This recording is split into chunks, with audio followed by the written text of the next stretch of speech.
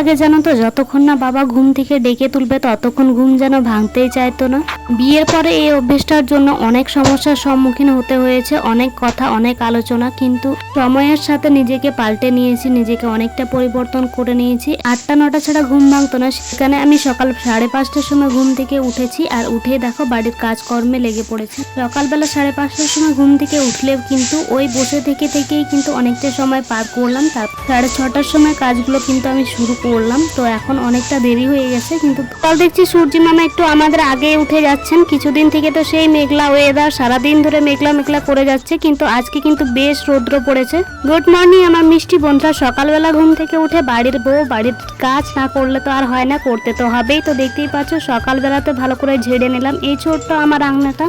সেটাকে ঝাড় দেওয়া কমপ্লিট হতে না হতেই কিন্তু এইদিকে আবার লেগে পড়েছি। বাসনপত্র ছিল কালকে রাতের কিছু, রাত্রেবেলা তো মেজে ধুয়ে রাখতে পারি না, যেহেতু আড়ের মধ্যে তো আর জলের ব্যবস্থা নেই বা টিউবওয়েলের কোনো ব্যবস্থা নেই, সেই পুকুরে যেতে হয়। রাত্রেবেলা তো আর পুকুরে গিয়ে ধুতে পারি না, তো সেই কারণে কিন্তু সকালবেলাতে বাসন কটা ধুতে হয়। সেই পুকুরটাও কিন্তু কাছাকাছি নয়, মিনিট খানিক লাগে যেতে, তো সেই কারণেই কিন্তু আর যাওয়া হয়ে ওঠে না সেই রকম। তারপর এইদিকে মাজা ধোয়া কমপ্লিট করে নিয়ে এসেই কিন্তু এই যে দেখো ব্রাশটা করে নিচ্ছি। ব্রাশ করতে করতে এদিক ওদিক ঘুরপাক দিচ্ছি এখানে। তারপরে বোতলগুলো ছিল সেগুলোকেও কিন্তু সাথে বের করে নিয়েছি, কারণ ব্রাশ করতে করতেই যাব মার্শালের মধ্যে থেকে জল নিয়ে আসবো, আর সাথে কিন্তু মুখ হাত পা সমস্ত কিছু ধুয়ে আসবো সেখান থেকেই।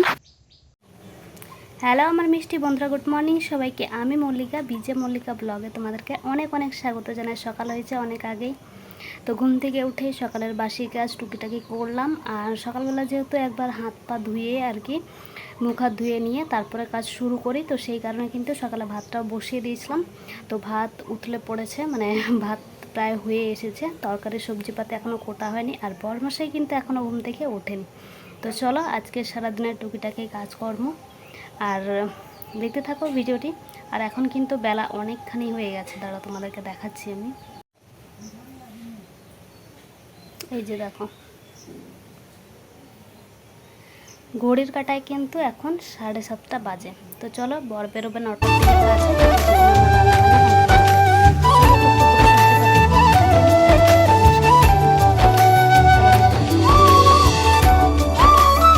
ভাতটা তো অনেকক্ষণ আগে বসিয়ে দিয়েছি। তারপর এইদিকে দেখো এই পুঁই ডাঁটাগুলো যেগুলো কিছুদিন আগে বর নিয়ে এসেছিলো, একবেলা রান্না করার পর আর রান্না করা হয়ে ওঠেনি, শুকিয়ে পুরো কাঠ হয়ে গেছে।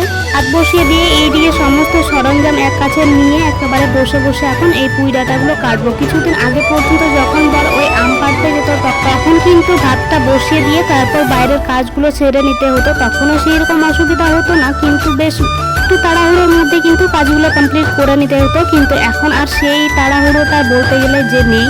এই 5টা 5:30টার মধ্যে যদি ঘুম থেকে উঠে পড়তে পারি তাহলে কিন্তু সবটা একেবারে হাতে নাতে গুছিয়ে একেবারে ধীরে সুস্থে করতে পারি, কিন্তু ওই দেরি হয়ে গেলে তখন তাড়াহুড়োটা করতে হয়। সপ্তাহখানিক হলো যে তার ডিউটি সে জয়েন্ট করেছে, মানে তার জবটা সে কন্টিনিউ এখন আবার করছে, তো সেই কারণে কিন্তু চাপ নেই, ধীরে সুস্থে করছি। বাইরের কাজগুলো যতক্ষণ করছিলাম তখন কিন্তু বরমশাই ঘুমিয়েই ছিল, তো তাকে ডেকে দেওয়ার আগে কিন্তু সে ঘুম থেকে নিজে উঠে পড়লো। সবজি কাটি তখন, তো তার সাথে গল্প করতে করতে সবজিগুলো কুটে নিলাম। গ্রামের মানুষরা মিক্সচার মেশিন কিন্তু ব্যবহার করে থাকে না, তারা শিলনোড়াতে বাটে। আমাদের বাড়িতেও ঠিক সেই রকমটাই, এই যে শিলনোড়াটা সেটাতেই কিন্তু আমি মশলা করে থাকি। এই যে আদা আর তার সাথে রসুনটাও নিয়ে নিয়েছি আর বেটে নিলাম, ভালো করে বেটে নিয়ে আবার সেটাকে পরিষ্কার করে তার জায়গা মতো ঠেলে ঢুকিয়ে দিলাম। গ্যাসটা রাখি যে তার পাশাপাশি কিন্তু থাকে সেটা। আর এইদিকে ভাতটা যেহেতু হয়ে গিয়েছিল, একটু হওয়ার আগে কিন্তু গ্যাসটা অফ করে কিছুক্ষণ রেখে দিয়েছিলাম, তারপর ভাতটাকে উবুড় করে নিয়েছি।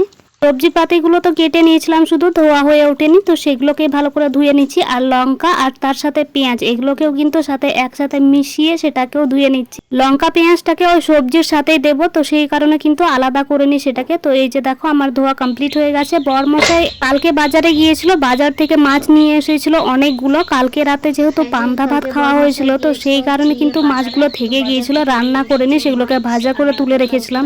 এইগুলোকে এখন সেই পুঁই ডাঁটা আর আলু দিয়ে কিন্তু রান্না করা হবে। আর এগুলো হচ্ছে পাঙ্গাস মাছ। আমি এখানে ভয়েস ওভার অন ক্যামেরায় কথা তো বলেছি, কিন্তু না সেই রকম খুব একটা শোনা যাচ্ছে না, তো সেই কারণে কিন্তু আমাকে আবার ভয়েস ওভার করতে হচ্ছে। কি আর বলবো, পরে যখন শুনছি তখন বুঝতে পারছি। তো সেটাই খাওয়া হয়েছে। আর এই যে এখন করবো হচ্ছে গিয়ে রান্না, এই পুঁই ডাঁটা আর আলু কেটে নিলাম, সেটা দিয়ে মাছের তরকারি। তো চলো দেখতে থাকো ভিডিওটি। আর রান্নাটা তোমাদের সাথে শেয়ার করি, নিরামিষ নয় আমিষ রান্না। শেয়ার করবো। এর আগে বলেছিলাম পুঁই ডাঁটা দিয়ে নিরামিষ একটা তরকারি তোমাদের সাথে শেয়ার করব, কিন্তু সেটা আর হলো না, আমিষটাই শেয়ার করা হলো। এরপর যখন নিয়ে আসবে পুঁই ডাঁটা বাজার থেকে নিয়ে বড়মশাই, সেদিন তোমাদের সাথে অবশ্যই শেয়ার করবো। চলো দেখতে থাকো, রান্নাটা ঝটপট করে নিই। তো তাহলে তোমাদেরকে রান্নাটা আমি শেয়ার করে দিই। কালকে রাতে যে মাছগুলো ভেজে নিয়েছিলাম সেই তেলটাই কিন্তু আছে, ওটার মধ্যেই কিন্তু আমি তেজপাতা আর পাঁচ ফোড়নটা দিয়ে ফোড়ন দিয়ে নিলাম। তারপরে সবজিগুলোকে দিয়ে দিলাম। ঘরোয়া মশলা যেগুলো প্রত্যেকদিনের রান্নার কাজে ব্যবহৃত করা হয়, মানে রান্নায় ব্যবহার করা হয়, সেগুলো দিয়ে কিন্তু রান্নাটা করব। আর খেতে এত যে টেস্টি হয়েছিল কি আর বলবো। এদিকে দেখতে পাচ্ছ টিফিতে করে বের করে নিয়েছি, বয়ামগুলো যেহেতু বড় বড় সেই কারণে কিন্তু আমি টিফিতে করে নিয়ে নিই এইরকম। আর এইদিকে দেখতেই পাচ্ছ যে সবজিটা দিয়ে তারপরে লবণটা দিয়ে একটু ঢাকা চাপা দিয়েছিলাম। তারপরে কিন্তু ঢাকা চাপাটা খুলে হলুদ দিয়ে দিলাম উপর থেকে। হলুদটা দেওয়ার কিছুক্ষণ পরেই কিন্তু আবার দিয়ে দিয়েছিলাম এই যে মশলাগুলো, এগুলোকে দিয়ে একটু ভালো করে নেড়ে নেব। আর কষানোর জন্য একটুখানি জল দিয়ে দিয়েছিলাম। বললে বিশ্বাস করবে না যে ইউটিউবে যত রকমের রান্না বান্না দেখানো হয় সেগুলোতে যত রকমের মশলা ব্যবহার করা হয় কি আর বলবো, সেগুলো কিনতে গেলেই তো আমাদের আর রান্নাটা করা হয়ে উঠবে না, সেই রকমটাই মনে হয় না, সেই রকমটাই কিন্তু হয়ে থাকে। তো সেই কারণে সেগুলো তো আর ট্রাই করা হয়ে ওঠে না আর রান্না খাওয়া হয়ে ওঠে না। এই রান্নাগুলো কিন্তু আমাদের মতো গরিবদের জন্য কখনোই না, সেগুলো আমাদের দ্বারা সম্ভব না। কারণ যত রকমের মশলাপাতি দিয়ে থাকে সেগুলো হয়তো বা অনেক লোকই আছে গ্রামে যারা চেনেই না জানেই না। এইদিকে দেখো কষানোর পর আবার কিন্তু আমি জল দিয়ে নিয়েছি যতটা আমার প্রয়োজন সেই হিসাবে। তারপরে এই মাছগুলোকে সবকটাই কিন্তু রান্না করে ফেলবো। দরকার হলে যদি তরকারি বেঁচে যায় তাহলে গরম করে নেব, কিন্তু মাছগুলোকে থেকে থেকে রান্না করব না, আমার ভীষণ খারাপ লাগে এরকম খেতে, তেমন যেন একটা বাজে গন্ধ আসে। তারপর যে সবজি পাতিগুলো কালকে বাজার থেকে নিয়ে এসেছে একটাও তো গোছানো হয়ে ওঠেনি। তারপর এই যে এটাকে কি বলা হয় আমি ঠিক জানি না, সবজি রাখার এই র্যাক বা ঝাঁকা যাই বলো না কেন, এটাকে আগে ভালো করে আমি মুছে নিলাম। আর যতটা সবজি পাতি বলতে সেরকম তো কিছু ছিল না, ওই লঙ্কা টঙ্কা একটু পেঁয়াজ ছিল সেগুলোকে রাখলাম নিচে। আর সমস্ত কিছু আমি ভালো করে এগুলোকে এক এক করে গুছিয়ে নিচ্ছি। এখানে কিন্তু বর্মশার পাশে যেহেতু বসে আছে তার সাথে গল্প মজা, তার সাথে কিন্তু এগুলোকে গোছাচ্ছি। আর এই যে এই লোকটাকে তো বলিহারি যায়, দেখতে পাচ্ছ মজা করতে করতে এতটাই মস্ত হয়ে গেছে যে আমার দিকে পা এগিয়ে দিয়েছে, আমিও মজার চলে দিয়েছি এই কাচিটা এগিয়ে। তারপরে কি যে নাটক, মনে হয় কত রক্তারক্তি কাণ্ড ঘটে গিয়েছে। আসলে একটু মজা করছিল, কি আর বলার, আসলে এমন কোনো কিছু হয়নি, এইরকম মজা তো সবসময় করে থাকে, কি আর বলার। আমিও এদিকে সবজি পাতে একটু মজা করছিলাম, তেমন কোনো ব্যাপার নেই, একটু মজা করে কিন্তু পাটা এগিয়ে দিয়েছিল আমার দিকে। তারপরে এইদিকে দেখো সবজি পাতিগুলো সবটা ঢেলে নিলাম, আর ঢেলে নিয়ে কিন্তু সবটা গুছিয়ে নিচ্ছি। বেগুন ঢেঁড়স, তার সাথে কিন্তু ছিল ওই ধনে পাতাগুলো না বিশাল যে লাগে। এই যে এখন রান্নাতে ব্যবহার করলাম, কিন্তু এরপর যখন ব্যবহার করবো আর সেটা ব্যবহারের যোগ্য থাকবে না, তো সেই কারণেই এটা বলছি। সাথে গোছাতে এইদিকে কিন্তু আমি আমার রান্নাটাও দেখে নিচ্ছিলাম যে আবার পুড়ে টুড়ে যাচ্ছে নাকি, পুড়ে গেলে তো আবার তখন বর বলবে যে আমাকে পোড়া রান্না করে খাওয়াচ্ছি। তো সেই কারণেই কিন্তু আবার এইদিকে ভালো করে চেক করে নিচ্ছি। তো এইদিকে হয়নি দেখে আবার ঢাকা চাপা দিয়ে দিলাম, আর তার সাথে কিন্তু ধনে পাতাটাও আমি যোগ করে দিলাম। তারপরে এইদিকে সমস্তটা গোছ গাছ করে নিয়ে একেবারে ভালো করে ঝেড়ে মুছে নিয়ে তারপরে কিন্তু আমার রান্নাটা হয়ে গেছে। এইদিকে নামিয়ে নিচ্ছি আবার রান্নাটাকে, বেশ সুগন্ধ বেরিয়েছে, না জানি খেতে কেমন হবে। যেহেতু নেক্সট দিন, তো আমি তোমাদেরকে বলে দিচ্ছি কেমন যেন দিনে দিনে একটু পাকা গিন্নি হয়ে যাচ্ছি। বেশ ভালো হয়েছিল রান্নাটা, কেউ তো আমার তারিফ করবে না, আমি নিজেই করে দিচ্ছি, বরমশা করে ওই একটু মাঝে সাঝে। তারপরে এইদিকে দেখো কি কি রান্না হয়েছে সেটা দেখিয়ে দিচ্ছি। এই যে এটা হচ্ছে গিয়ে সেই ঝোলের সাথে দিয়ে দিয়েছিলাম কয়েকটা আমরা, সেটাকে আমি বের করে নিয়েছি, আলু মাখার মতো করে নিয়ে একেবারে ভর্তা বানিয়ে নিয়েছি। তারপরে এদিকে সমস্ত বাসনপত্র ধুয়ে নিয়েছি। এখন খেতে হবে ভাত, কারণ প্রচন্ড পেয়ে গেছে খিদে, বরের কাজের যাওয়ার সময় হয়ে গেছে।